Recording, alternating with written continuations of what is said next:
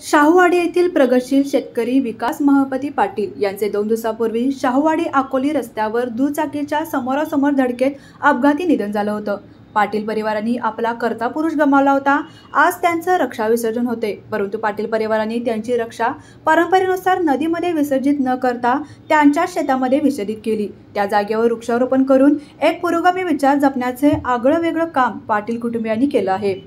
विकासच्या मृत्यूचे दुःख बाजूला सारून पाटील कुटुंबियांनी समाजासमोर पर्यावरण संवर्धनाचा एक वेगळा आदर्श ठेवला आहे। यावेळी मानचे सरपंच संजय पाटील, कृष्णा पाटील आणि पाटील परिवारातील सदस्य उपस्थित होते।